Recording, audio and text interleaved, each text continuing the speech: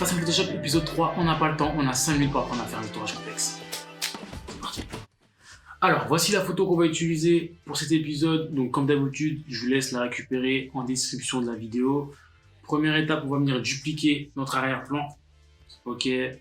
Donc là, on duplique en fait parce qu'on va utiliser ce calque, donc le calque dupliqué pour réaliser notre contour, pour en tirer une sélection, qu'on va ensuite utiliser pour appliquer un masque de fusion à la photo de base. Ok, donc là, c'est peut-être un peu abstrait comme ça, mais vous allez vite comprendre là où je veux en venir. Pour faire notre contour, on va utiliser un des modes de l'outil gomme qui s'appelle l'outil gomme d'arrière-plan. Donc il y a 3 modes, il y a l'outil gomme classique, l'outil gomme d'arrière-plan et l'outil gomme magique. Nous, on va utiliser le deuxième. Ok, donc il possède ses propres paramètres. Pour réaliser ce détourage, il va falloir sélectionner le curseur du milieu, donc échantillonnage une seule fois, limite discontiguë et la tolérance, j'y viens juste après. Comment fonctionne cet outil? C'est assez simple. Il va nous permettre avec un clic de sélectionner une rangée de couleurs. Donc là, vous faites un clic, vous laissez appuyer et ensuite en déplaçant la souris, en déplaçant le curseur, vous allez effacer toutes les rangées de couleurs, toute la plage de rangées de couleurs similaires à votre premier clic. Et c'est comme ça qu'on va pouvoir supprimer et détourer du coup les cheveux du sujet. Donc là, si on zoome pour regarder avec plus de précision, on voit que c'est plutôt pas mal, mais c'est pas parfait parce que du coup, on a encore des traces de jaune dans les cheveux. Donc là, ce que je vous recommande de faire pour mieux vous rendre compte et travailler avec plus de précision, c'est de ne pas travailler avec la transparence, c'est de mettre un calque en dessous. Donc on va bien créer un calque. Vous allez le remplir d'une couleur quelconque. Moi, je vais le remplir en rose pour que vous puissiez bien voir derrière votre écran. Et là, du coup, on voit nettement mieux qu'il reste pas mal de jaune dans les cheveux. Ok, on va pouvoir corriger le tir avec le paramètre tolérance. En gros, qui va définir l'étendue de la plage de couleurs. Donc là, on va venir mettre 70. Donc j'ai testé avant de faire la vidéo la tolérance la plus adaptée. Donc là, il n'y a pas de valeur magique. Vraiment, ça va dépendre de votre photo, de votre sujet, de votre fond. Ok, donc là, il faut y aller à tâtons et trouver la valeur la plus optimale. Bon, on va faire ça en 2 étapes. On va d'abord s'occuper des cheveux. On va annuler. J'aurais dû le faire avant. Voilà, je vais recréer mon calque de repère rempli de rose. Tac, je vais l'appeler repère. Je me remets sur mon calque de contour. Et là, un clic sur le fond et ensuite, je viens détourer les cheveux. Et donc là, on voit qu'en matière de résultat, c'est nettement mieux que tout à l'heure, avec la tolérance à 70%. Donc là, on fait bien attention, on vient travailler uniquement les cheveux, sans toucher au visage, parce que le visage aussi possède des teintes, quelques teintes jaunâtres, quelques teintes orangées. Donc il faut bien faire attention sur ne pas perdre de matière au niveau du visage. Ok, donc je viens de finir le contour des cheveux. Donc là, on se rend bien compte de la précision de l'outil grâce à mon calque repère, le calque rose qui est juste en dessous.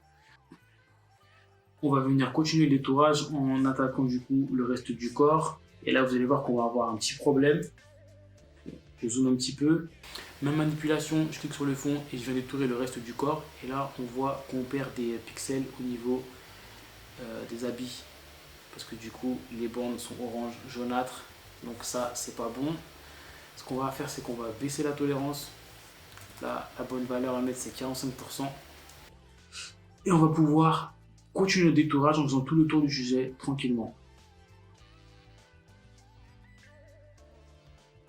Une fois qu'on a fait le contour du sujet, on va se débarrasser du reste du jaune avec l'outil gomme normal. Ok, donc vous revenez sur l'outil, vous restez appuyé et on va sélectionner l'outil gomme classique. Et là, on enlève l'excédent de jaune.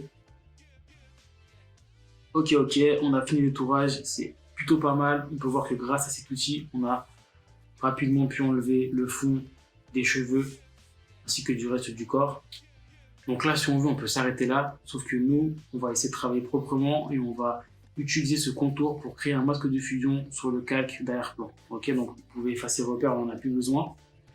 Vous mettez sur le calque contour, vous laissez appuyer CTRL, commande pour Mac, et avec un clic sur la vignette du calque, ici, là, vous allez faire une sélection de votre contour. Ok, ensuite, vous vous placez sur le calque d'arrière-plan, on va le réactiver, et on va venir créer un masque de fusion, tout simplement.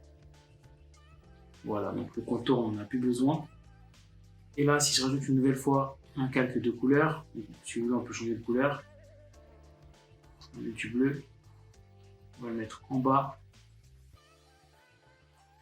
On va voir que c'est pas totalement parfait au niveau des cheveux. Ma sélection comporte des petits défauts que je vais pouvoir corriger directement sur le masque. Donc pour faire ça, vous allez sur le masque de fusion, vous cliquez sur Alt, vous laissez appuyer Alt et on clique sur le masque de fusion. Donc là, on va passer en mode d'affichage masque de fusion.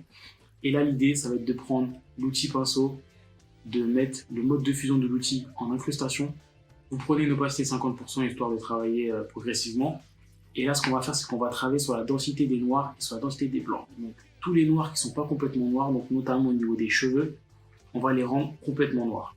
Et vice-versa, tous les blancs, par exemple ici, à l'intérieur du sujet, donc au niveau des habits, qui ne sont pas totalement blancs, on va les rendre plus blancs. Ok, donc on va commencer par les cheveux. Donc j'ai bien la couleur noire en premier plan, et là je vais venir peindre sur mon masque de fusion toute la partie des cheveux. Donc là vous allez franco. Tac. On va faire la même chose avec l'intérieur du sujet, donc les habits. Vous appuyez sur la touche X pour inverser les couleurs et passer la couleur blanche en couleur du premier plan. Et là on va venir peindre en blanc toutes les parties qui ne sont pas complètement blanches, donc qui ont été perdues en fait avec une multigomme. Donc une fois que c'est fait, on va repasser en mode normal pour voir le résultat. Vous allez cliquer une nouvelle fois sur Alt et sur le masque de fusion. Et là, on voit que cette fois-ci, le détourage est vraiment parfait au niveau des cheveux. Ok, vous pouvez tester une nouvelle couleur pour voir le résultat.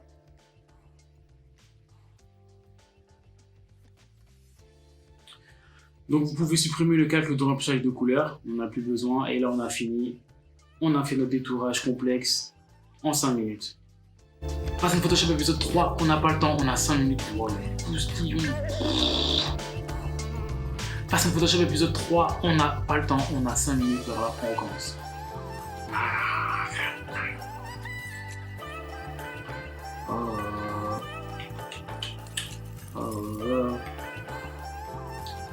Face à Photoshop épisode 3, on n'a pas le temps, on a 5 minutes pour apprendre à faire un détourage complexe.